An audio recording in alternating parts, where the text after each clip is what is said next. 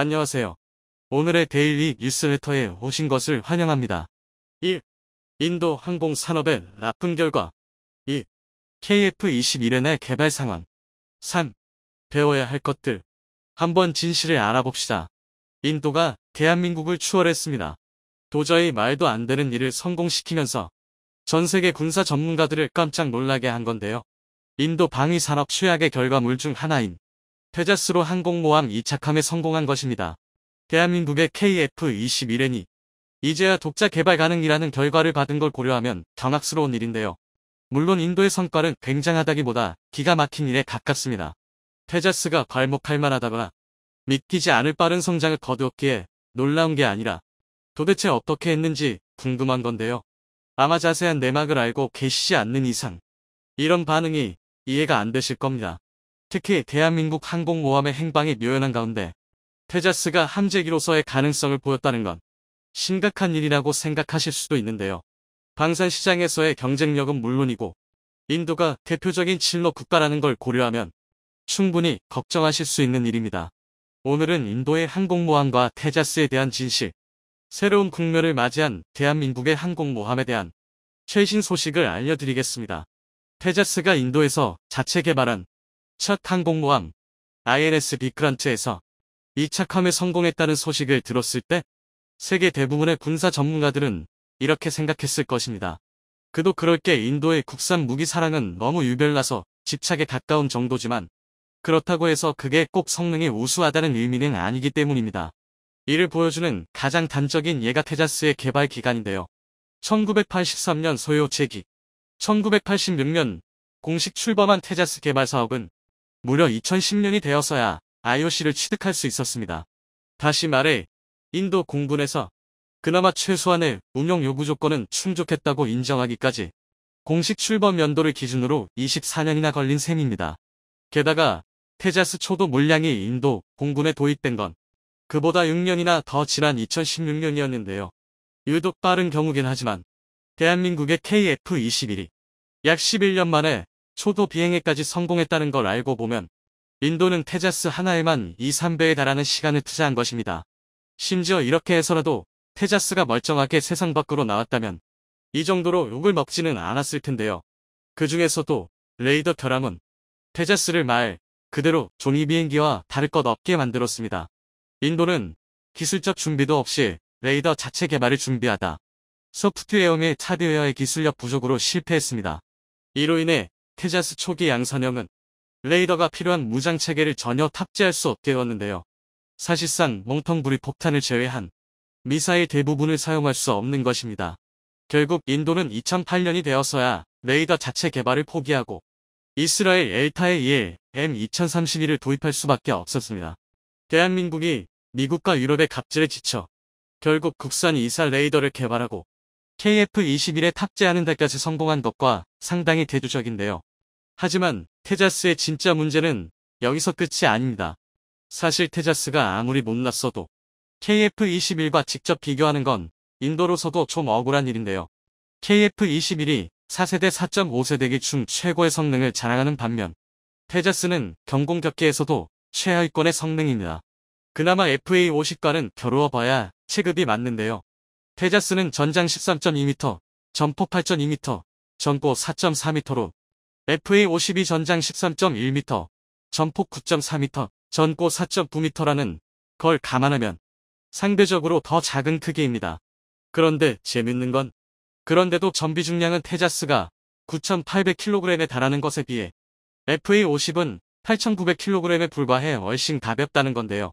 테자스의 결함을 주먹구 구식으로 때우고 붙이며 해결하다 보니 중량이 동급 대비 1톤이나 무거워진 것입니다. 게다가 연료 탑재량까지 감소하면서 항속거리가 상당히 짧아졌고 실질 전투 시간은 1시간을 받으시 넘어 동급 대비 3에 불과합니다. 또 정비 시간은 F-16 대비 4, 5배 이상이고 그러면서도 기체 수명은 고작 20년으로 절반 이하입니다. 여기서 끝이 아닙니다. 그래도 무장이라도 충분히 탑재할 수 있으면 국산 무기체계하는 타이틀을 참작해서라도 어떻게든 써먹을 수 있었을 텐데요. 그러나 테자스는 FA-50과 동일한 F-404G 계열 엔진을 탑재했음에도 최대 무장량이 기껏해야 3톤이 한계입니다.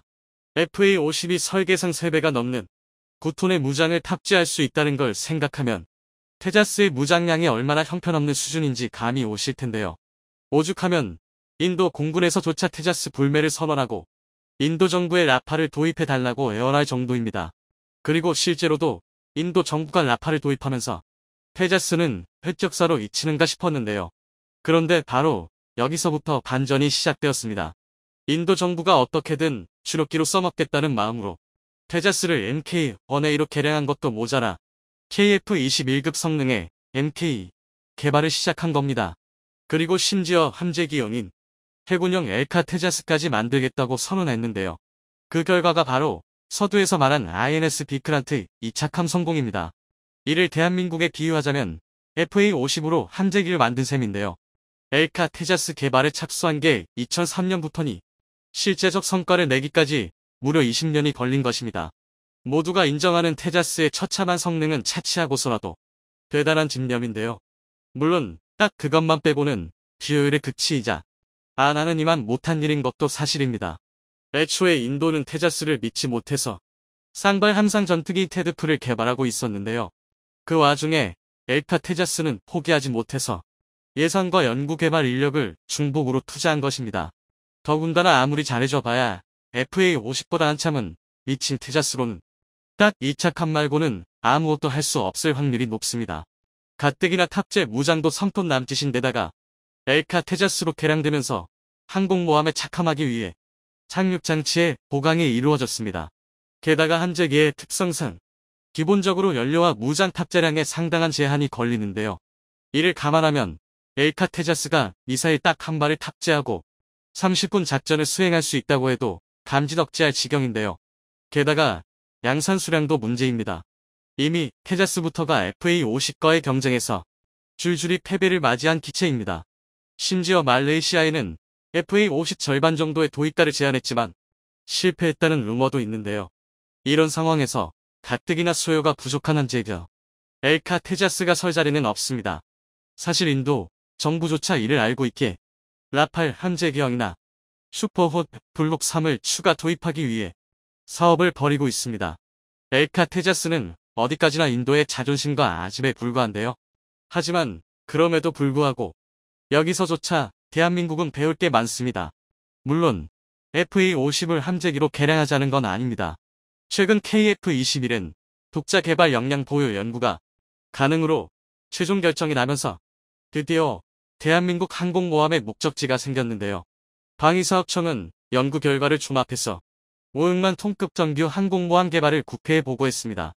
쉽게 말해 이제 경제성과 기술 축적을 위해 경항모부터 만들어야 하느니 규모와 함재기를 고려할 때 중형항모를 만들어야 하느니 같은 설왕설래의 시간은 끝났다는 겁니다. 이제 무조건 중형항모를 만들 수밖에 없게 되었는데요. 아직 함재기에 대해 공식적으로 확정된 정보가 공개되지는 않았지만 애초에 한국형 항모 계획이 표류하게 된 계기가 F-35B의 애매한 성능 때문이었던 만큼 정황상 KF-21엔 탑재가 신분명해지고 있습니다. 우리 손으로 만든 첫 항공모함에 우리 손으로 만든 첫 함재기를 탑재하는 것입니다.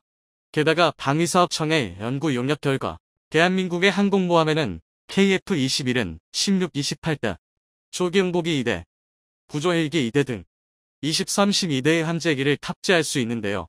이를 위해 기존에 검토되던 수직 2차함이나 스키점프대 대신 캐터펄트와 어레스팅 후크를 사용한 캐터 방식이 고려되고 있습니다. 인도의 테자스와 INS 비크란트와는 비교할 수 없는 진짜 함재기와 항공모함을 보유하게 되는 것입니다. 이는 F-35B의 수직 이착륙에 전적으로 의존하며 이름조차 다용도 운용모함인 일본의 이즈 모국과도 비교할 수 없는 전력 강화인데요. 캐토바 항공모함은 함재기의 최대 이륙 중량에 제한이 없고 KF-21에는 공대항, 공대지, 공대공 등 전투 영역에 제한이 없는 멀티롤 함재기입니다. 게다가 현재의 무인 전투기 개발 현황을 고려하면 다양한 형태의 고정익 항공기를 사출할 수 있습니다. 다만 문제가 있다면 아직 대한민국에는 항공모함을 만들어 본 경험이 없고 캐터펄트는 더더욱 미지의 영역이라는 건데요.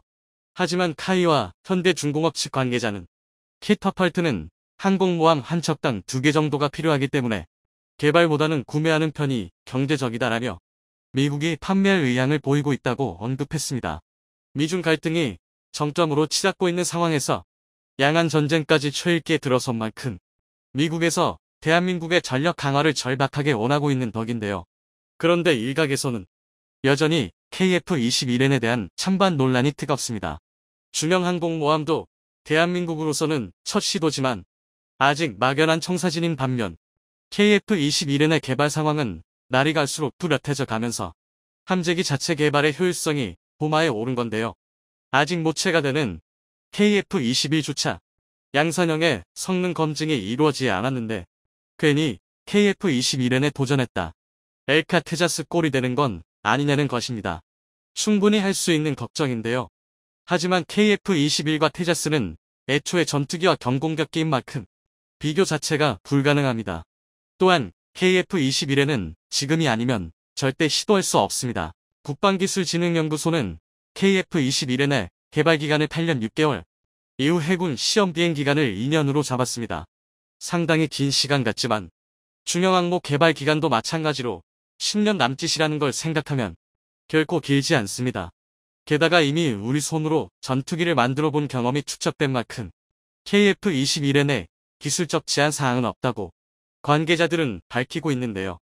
오히려 지금 당장의 안전을 위해 1999년 초기형이 도입된 FA-18이 F-슈퍼호넷을 도입하는 건 개량 종말을 자처하는 것이나 다름없습니다. 물론 그만큼 철저한 준비가 수반되어야만 대한민국의 항공모함이 유령선 신세를 면할 수 있습니다.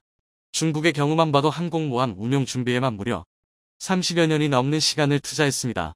온갖 협작질이 수반되었지만 1980년 호주, 소련의 퇴역 항모를 밀수해 연구하고 지상에서 11스케일 모형 시설을 만들어 갖은 실험과 훈련을 진행했는데요. 그럼에도 불구하고 랴오닝함과 산둥함은 반쪽짜리에 불과했습니다. 적에게 배운다는 말이 있듯이 대한민국 또한 중국의 실패를 배워야 합니다. 지금부터 해군 정원을 확대하고 항공모함 관련 전문 인력을 양성하며 기반을 다져야 할 텐데요. 오직 대한민국이라서 가능한 일이 벌어졌습니다. 서로 다른 두 나라가 만약 같은 무기 체계를 공유하더라도 그건 말 그대로 남의 일인데요. 군사적으로 긴밀한 협력 관계가 아니라면 자신의 전력을 노출할 이유가 없기 때문입니다. 지금까지 이건 당연한 상식이었는데요. 그런데 대한민국이 이 상식에 들을 깨부수고 있습니다. 바로 K9 자주포 사용자 클럽인데요. 이름만 들었을 땐 가벼운 소모임처럼 보이지만 K9 클럽은 현재 전 세계 방산 시장의 지각 변동을 일으키고 있습니다. 오죽하면 최근 장고 끝에 K2 대신 레오파르트 1을 선택하면서 막수를 내린 노르웨이마저 대한민국의 바짓가랑이를 붙잡고 K9 클럽에 참여할 정도인데요. 오늘은 전 세계에서 유일무이한 단일 자주포 커수연 K9 자주포 사용자 클럽에 대해 알려드리겠습니다. 앞으로 수십 년, 어쩌면 수백 년이 지나도 전장에서 포성은 사라지지 않을 것입니다. 자주포는 드론과 결합한 초정밀 포격으로 포격 전술의 새로운 패러다임을 제시했습니다. 그렇다 보니 일반적으로 국가 안보에 직결되는 자국의 자주포 운용 노하우나 기술은 최대한 숨기는 게 상식이 되었습니다. 그도 그렇게 포병 전력 노출이라는 건 결국 지상전의 뿌리가 되는 가장 기본적인 전력을 공개하는 것과 다를 게 없는 말인데요. 통상 군사정보는 타국은 물론이고 자국 내에서도 최대한 모호하게 다뤄지는 게 일반적입니다. 그러나 이것도 K9 자주포 앞에서는 의미가 없어집니다. 글로벌 자주포 시장 점유율 70%라는 경이적인 수치 덕분에 오히려 기술과 전력을 숨긴다는 게 무색해져 버린 건데요. 다리 하나만 건너면 죄다 K9 운용국인이 이제 와서 굳이 운용 노하우 등을 숨겨봐야 주변국들 눈치만 보게 되는 상황이 온 것입니다. 북한, 중국, 러시아라는 삼중벽에 둘러싸인 대한민국의 무기체계가 머나먼 유럽의 끝까지 퍼져 있다는 건 그 자체만으로도 방산시장의 신화 다름없는데요. 그리고 이 덕분에 K9 자주포는 세계 방산시장에 다시 찾아볼 수 없을 새로운 트렌드를 만들고 있습니다. 바로 K9 자주포를 운용하는 나라들의 모임, 일명 K9 사용자 클럽입니다. 이 국제회의 목적은 문자 그대로 K9 자주포 운용국들이 한데 모여 서로의 노하우와 기술을 나누는 정보 교류의 장인데요. 운용국들은 지형과 사용 환경에 따른 운용 및 유지 보수 노하우, 교육에 대한 경험과 지식 등을 공유합니다. 회의 주제가 현존하는 최강의 자주포라는 것만 빼면 흔한 자동차 동호회랑 다를 게 없어 보이는데요. 하지만 이로 인한 효과는 도저히 무시할 수 없는 수준입니다. K9 클럽은 지난 2022년 4월 대한민국에서 최초 개최된 것을 시작으로 올해는 노르웨이가 먼저 나서서 회의를 개최했는데요. 게다가 생산국인 대한민국, 개최국인 노르웨이를 포함해 핀란드, 에스토니아, 폴란드, 호주 등 주요 운용국 6개국이 참석했습니다. 뿐만 아니라 민간 영역에서는 노르웨이 최대 규모 방산업체인 콩스바그와 호주 CBG 시스템즈가 참여하면서 K9 관련 기술 개발과 협업에 대한 심도 있는 논의가 이루어졌는데요. 일각에서는 이를 두고 대한민국의 유럽 침공이라 말하고 있습니다. 물론 K9가 그만큼 넓은 지역에 퍼져 있다는 우스갯소리이긴 하지만 실제로도 다수의 군사 전문가들은 K9 클럽의 영향력을 상당히 주의 깊게 보고 있습니다. 그도 그럴 때 K9 클럽은 그 자체만으로도 단단한 군사적 동맹입니다. 전 세계 어떤 무기체계도 이처럼 발전적인 성향의 컨소시엄을 결성하지 못한 것은 물론 기껏해야 연합훈련 등을 통해 제한된 정보를 공유하는 게 고작이었습니다. 반면 K9 클럽은 분명 유럽의 일부이지만 나토 소속이 아닌 나라들이 주축이 되고 있는데요. 이번 2023 K9 클럽에서도 나토 가입국은 노르웨이와 폴란드입니다. 그렇기 때문에 K9 클럽은 북유럽 국가들의 군사 구심점이 되고 있습니다. 정치적인 대명제가 아니라 K9의 체계를 공유하며 군사적 관계성을 다져가고 있는 건데요. 여기에 나토에서 지정한 최대 동맹국인 대한민국과 호주가 전폭적인 지원을 펼치는 모양새입니다. 유럽에서 비교적 영향력이 약한 나라들은 단지 이것만으로도 K9 클럽에 가입하고 싶어 할 텐데요. EU와 나토를 이어 유럽 내부에서 강력한 국제동맹으로 발전할 가능성이 충분한 것입니다.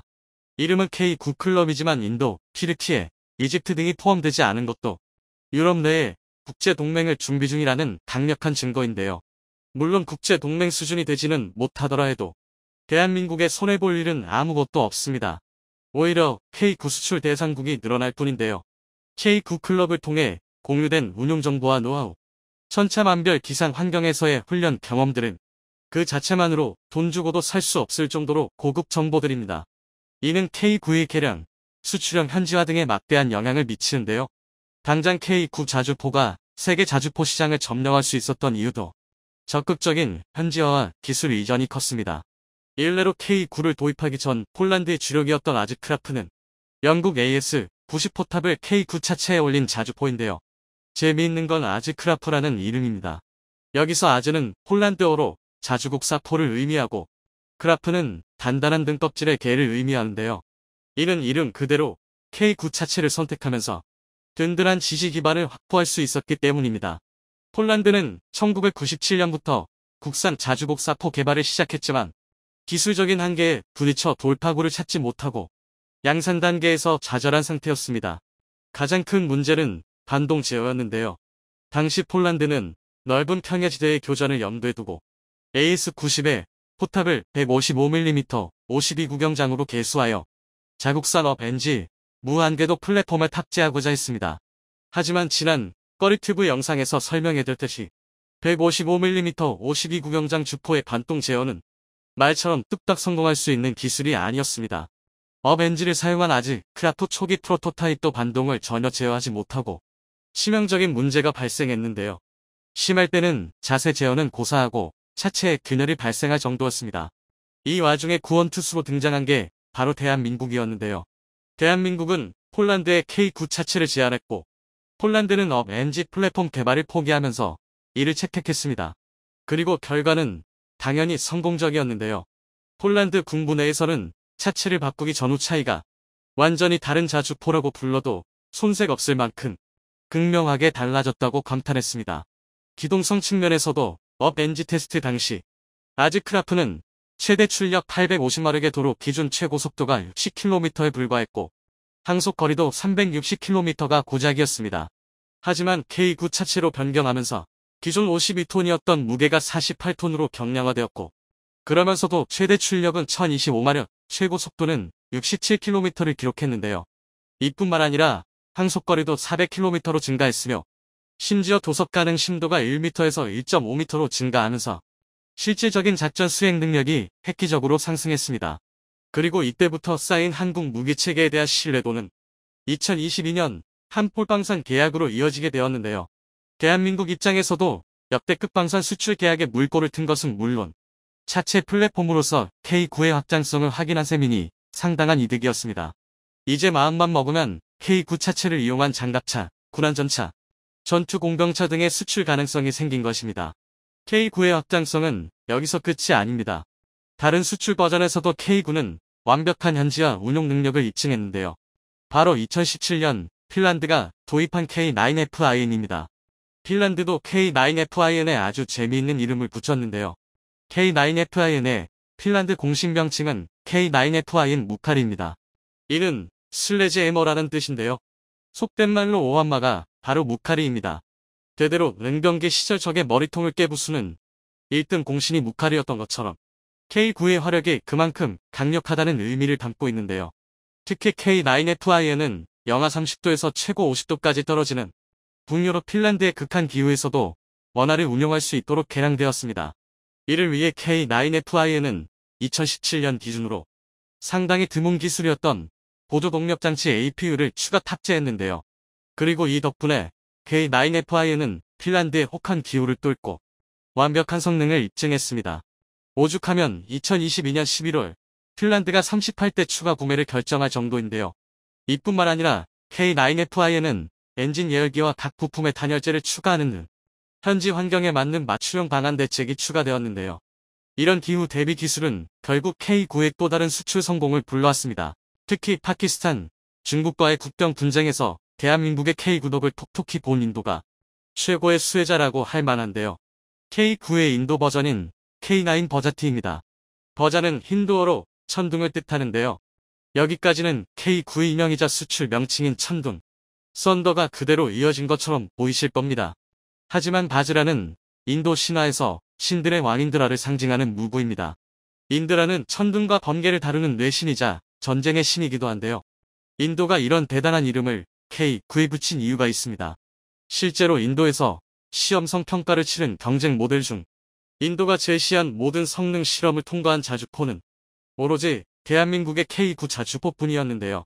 K9 버자티는 인도의 사막과 고산지대를 오가는 극과 극의 환경에서도 모두 최고의 성능을 보여줬습니다.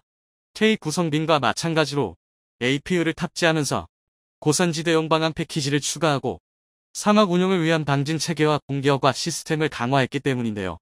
인도로서는 그야말로 전장을 가리지 않는 전쟁신의 무구가 자신들을 지키기 위해 강림한 모습이었을 것입니다.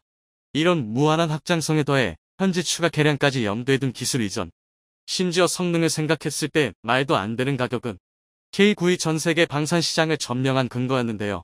여기에 더해 운용 국가 간의 정보 교류까지 가능한 국가연합이 존재한다는 건 K9 자주포의 점유율을 한층 더 끌어올릴 수밖에 없습니다. 이미 든든한 데이터베이스와 K9 사용국이라는 동맹까지 생기는 마당에 일단 도입만 하면 기존에 쌓인 노하우를 전수받을 수 있다는 말이나 마찬가지인데요. 더군다나 대한민국은 현지 라이선스 생산 또한 굉장히 관대합니다. 이 또한 K9를 보다 원활히 운용할 수 있는 강력한 장점인데요. 알기 쉽게 비유하면 대한민국의 본사를 두고 전 세계 곳곳에 대리 지점이 있는 형태라 지리적 페널티를 고려하지 않아도 됩니다. AS는 물론 유코탄, 장비 공유 등에서 굉장히 자유로워지는 건데요. 아닌 게 아니라 최근 루마니아까지 다방면에서 MOU를 맺으면서 K9 자주포 도입 초읽기에 들어서고 있습니다. 미국과 러시아 사이에서 전략적 모험을 위해 이득을 챙기는 튀르키예에서 놀라운 소식을 전해왔습니다. 바로 한국의 천무를 튀르키예가 수입하겠다고 나선 것인데요. 날이 갈수록 전쟁의 위협이 튀르키예에게도 다가온 가운데 강력한 무장으로 이를 대비하겠다는 취지에서 한국의 도움을 요청했다고 합니다. 폴란드도 천무 도입을 선언한 가운데 튀르키예까지 천무를 찾으며 한국 방산의 인기는 날이 갈수록 높아져가는데요. 대체 튀르키예에서 무슨 일이 벌어지고 있는지 지금부터 자세하게 설명해 드리겠습니다. 이제는 누가 뭐라고 해도 형제의 나라가 된 폴란드. 대규모 방산 계약을 통해 다수의 한국 무기를 수입한 폴란드에서 또 하나의 기쁜 소식이 전해졌습니다. 바로 한국의 K39 천무 다연장 로켓포를 도입하겠다고 공식적으로 밝히며 추가 무기 도입을 시사한 것이죠. 미국 방산 매체 디펜스 뉴스는 현지 시간으로 31일 폴란드 국방부가 K39 천무 구매를 검토 중이라는 소식을 전했습니다. 폴란드 국방부 대변인은 천무 발사대 차륜 플랫폼의 잠재적 인수와 공동 개발과 관련 한국 파트너와 함께 수입에 대한 구체적 내용을 이야기하고 있다고 밝혔습니다. 애초부터 미국의 하이마스 하이마즈를 구입하겠다던 폴란드가 천무로 방향을 튼 것은 바로 물량 문제. 현재 우크라이나에 하이마스를 총투입하고 있고 생산을 한참 기다려야 하는 입장에서 폴란드는 천무로 방향을 돌린 것입니다. 속도가 더 중요해진 현대전에서 몇 년을 기다려도 받을 수 있을지 요원한 하이마스에 비해 천무는 빠른 생산과 다수의 무기를 쉽게 구입할 수 있어 폴란드 입장에서는 더할 나위 없는 무기죠. 이미 천무는 해외 군사 전문가들과 각 군부대에서 하이마스와 대등한 기동력을 갖춘 것은 물론 방어력은 더 우수하고 화력은 2배 이상이라는 평가를 들었습니다. 16초 이내에 초탄 발사가 가능한 빠른 타격은 상대가 미처 대비하기도 전에 상대 병력을 초토화할 수 있어 전장에서 게임 체인저라 불리는 하이마스를 압도할 수 있는 스텝. 천무를 선택한 폴란드의 결정에 많은 이들이 주목했죠. 그리고 폴란드만이 아니라 또 다른 국가에서 한국의 천무에 대해 관심을 보였습니다. 바로 튀르키예가 그 주인공인데요. 사실 러시아와 전쟁을 직접 수행하는 우크라이나와 러시아와 지속적인 갈등을 겪고 있는 폴란드를 비롯한 동유럽 국가들이 무기를 구입하는 것은 이해할 수 있으나 튀르키예가 천무에 관심을 보이는 것은 사뭇 이해하기 어려운데요. 이를 알기 위해선 튀르키예가 국제 무대에서 차지하는 위치를 알아야 합니다. 튀르키예는 현재 우크라이나 러시아 전쟁에서 협상 테이블을 제공하는 국가로 서방과 러시아 양 진영의 중간지대에 위치해 있습니다. 에르도안 튀르키예 대통령은 자국의 이익을 극대화하기 위해 러시아와 미국 사이에서 균형 외교를 펼치며 무기 판매와 경제적인 이득을 얻고 있습니다. 우크라이나와 러시아와 지리적으로 인접한 곳에 있다는 건 역시 중립 외교를 하기 좋은 곳입니다. 튀르키예에서는 이 전략을 모성 전략으로 간주하며 이득을 보고 있었는데요. 그러나 전쟁의 양상이 장기화되면서 총력전의 양상을 보이자 러시아와 미국 양쪽은 세계 각국을 상대로 편을 고르라는 강요를 하게 됩니다. 중립이 아니라 어느 한쪽 편을 들라는 압박이 거세졌죠. 내심 불쾌해했습니다. 서방 진영에 속해 있어 북대서양 조약기구 나토 회원국이지만 동시에 자국의 무기를 수입하는 행동을 보인 튀르키예에 대해 러시아가 곱게 보기는 힘든 상황. 심지어 크림반도를 중심으로 우크라이나가 진군을 명하고 러시아 역시 이 크림반도를 지키기 위해 병력을 보내면서 흑해를 공유하고 있는 튀르키예의 의중이 중요해진 상황입니다. 만일 튀르키예가 누구의 편을 들기라도 하면 팽팽한 전쟁의 기울기가 단숨에 한쪽으로 기울어지는 것은 자명한 일. 러시아 입장에서는 튀르키예가 미국의 편을 드는 것을 굉장히 부담스러워했죠. 그래서 튀르키예를 향해 지속적인 압박을 가하며 러시아의 손을 잡을 것을 주문. 튀르키예는 이러한 러시아의 행동에 불만을 품으며 러시아를 제압하기 위한 무기 수입을 고민하게 됩니다. 그리고 그들의 눈에 들어온 게 바로 한국의 천무였죠. 원래 튀르키예는 천무를 처음부터 도입할 생각은 없었습니다. 폴란드와 마찬가지로 하이마스를 도입하려고 했는데요. 우크라이나 전쟁에서 하이마스의 혁혁한 성과를 직접 본 튀르키예는 하이마스 도입에 욕심을 내게 됩니다. 특히 최대 사거리 77km에 달하는 하이마스 포격으로 러시아 주요 진영은 물론 보급기지가 파괴되는 것을 실시간으로 접한 튀르키예 입장에서는 러시아를 향후 상대할 것을 염두에 하이마스가 반드시 필요했습니다. 그리고 과거 튀르키예는 미국의 이즈를 상대하기 위해 하이마스를 배치했던 경험을 가지고 있습니다. 시리아 국경 근처 튀르키예 동남부 지역에 미군은 하이마스를 설치. IS 근거지 일망타진을 위해 미군은 하이마스를 배치했는데요. 이때 당시 보였던 하이마스의 파괴력에 감탄했다고 합니다. 튀르키예 군 장교들도 하이마스의 성능을 보고 감탄하여 튀르키예에게 꼭 필요한 무기라는 칭찬을 아끼지 않았다고 하는데요. 그러나 하이마스를 받는 일이 쉬운 일이 아니었다고 합니다. 폴란드도 하이마스 도입을 위해 미국에게 무기 구입 문의를 했으나 오랜 시간이 걸려 받을 수밖에 없다는 답변을 받고 결국 천무로 방향을 돌렸던 것처럼 튀르키예도 마찬가지였습니다. 게다가 미국 입장에서는 튀르키예를 곱게 보기가 어려웠던 상황 하이마스 도입을 요구하는 튀르키예를 향해 거부 표시를 했다고 합니다.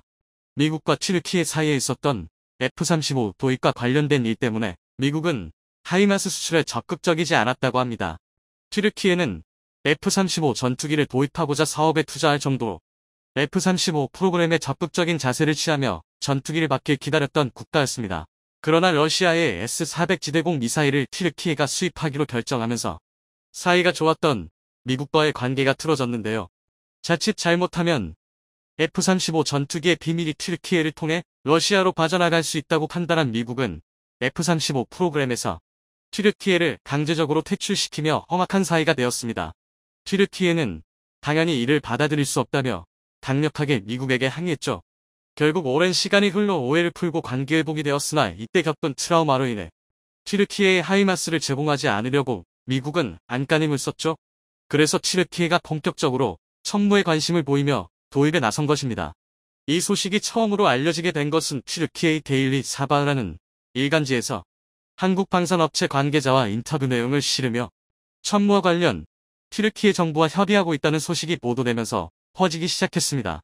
현재 튀르키예 정부와 천무 수출에 대해 논의를 이어가고 있으며 튀르키예 정부가 적극적으로 수입에 열의를 보였기에 한국 역시 이에 의해 천무와 관련한 세부 사항을 조율 중이라는 기사가 나왔던 것이죠. 한국 무기를 이미 겪어본 튀르키예 정부는 화력이나 안정성 면에서 한국 무기를 신뢰하고 있다고 말하며 다연장로 캐포 역시 한국 제품에 전적인 신뢰를 보내고 있다는 내용이 실렸는데요. 실제로 튀르키예는 한국 정부와 K2 전차 사업을 추진했던 적이 있습니다. 2008년 현대로템으로부터 K2 흑표 생산 기술을 전수받은 튀르키예는 독자적인 전차인 알타이 전차를 생산한 적도 있는데요. 최종적으로 한국산 파워팩을 도입한 전차를 양산하는 데 성공하면서 한국 방산업체와 지속적인 교류를 한 적이 있습니다. 가까이에서 K2 전차의 위력을 체험해봤고 여러 무기를 시험해봤기에 이번 천무에 있어서도 튀르키예 정부는 무한한 신뢰를 보냈다고 합니다. 게다가 최근 한국 정부가 천무 개량을 하고 있다는 소식이 전해지면서 튀르키예 정부는 한국의 천무 도입에 더욱 적극적인 태도를 보였다고 하죠. 북한의 방사정포를 상대하기 위해 사거리 개량은 물론 타격 개선의 필요성을 느낀 한국은 천무의 성능 개량에 착수, 이와 관련한 기술 개발 로드맵을 공개했습니다.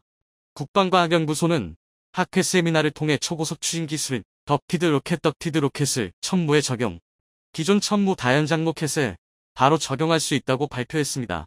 덕티드 로켓은 말 그대로 로켓 엔진에 제트 엔진처럼 공기 흡입구를 추가한 것으로 로켓의 연소 시간을 늘려 채공 시간을 높일 수 있는 기술인데요.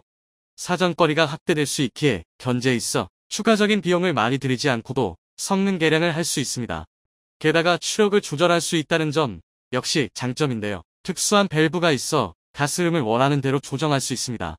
이렇게 되면 기존 85km 사거리가 200km 이상 늘어나게 되어 한 발에 10억 원을 호가하는 단거리 탄도탄보다 가격은 저렴하면서 초대형 방사포에 대한 대응 사격도 가능해집니다. 튀르키예 정부는 천무 개량 소식까지 전해 듣자 덕티드 로켓 기술까지 사용할 수 있게 되었다면서 한국 무기 수입이 옳은 선택이었다는 결론을 내렸다고 하죠. 보도에 따르면 50-100문 사이의 수량을 고려하고 있다는데요. 또 한 번의 대규모 방산 계약이 눈 앞으로 다가온 셈입니다. 과연 형제의 국가 튀르키예는 한국에게 좋은 소식을 전해줄 수 있을까요? 향후 튀르키예의 선택을 기다려보겠습니다.